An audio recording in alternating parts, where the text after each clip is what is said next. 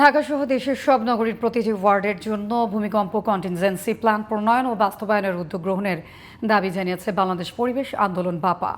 এছাড়াও পরিবেশ বাঁচাতে প্লাস্টিক পণ্য ও পলিথিনের ব্যবহার বন্ধে সব মহলে চাপ প্রয়োগ করে এ সংক্রান্ত নীতিমালা বাস্তবায়নে বাধ্য করা হবে বলেও বাপার নেতারা হুঁশিয়ারি দেন। শনিবার সকালে ঢাকা রিপোর্টার্স ইউনিটের মিলনায়তনে অনুষ্ঠিত সেমিনারে এসব দাবি তুলে ধরেন তারা। জানাতুল ফেরদৌসীর রিপোর্ট।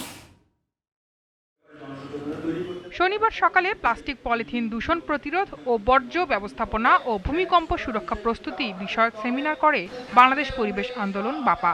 অনুষ্ঠানের সঞ্চালনা করেন বাপার নির্বাহী সদস্য জাকির হোসেন।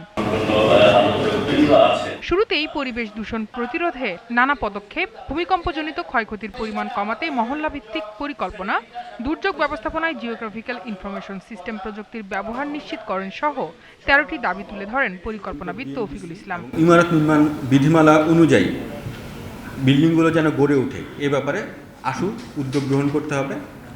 ফায়ার সার্ভিস এবং সিভিল ডিফেন্সের পক্ষ থেকে প্রতিটি ওয়ার্ডে প্রশিক্ষিত জনসংখ্যা তৈরির কার্যক্রম গ্রহণ করতে হবে। আইনের ফাঁকফোকর দিয়ে কেউ যাতে বেরিয়ে না যেতে পারে সেজন্য সবাইকে সতর্ক থাকার আহ্বান জানান বাপার সহসভাপতি শহীদুল ইসলাম। আমি বিজ্ঞান এবং অ্যাকশনকে একত্রে নিয়ে পলিসি লেভেলে যেন হিট করতে পারি, যেন পলিসি একটু প্র্যাকটিসে যায়, রুলস যেন আইনের ফাঁকে না যায়, আইন দিয়ে যেন কেউ বেরিয়ে না যায়। বুয়েটের সাবেক অধ্যাপক এজাজ হোসেন জোর দেন মেডিকেল বর্জ্য ব্যবস্থাপনার উপর। আপনি যত আইন করেন, যত কিছু করেন, মেডিকেল বেস তো হবেই, হ্যাঁ, এবং এটাকে ম্যানেজ করতে হবে। অনুষ্ঠানে সমাপনী বক্তব্য রাখেন বাপার সভাপতি নূর মোহাম্মদ তালুকদার। Jannatul Ferdousi, GTV news, Dhaka.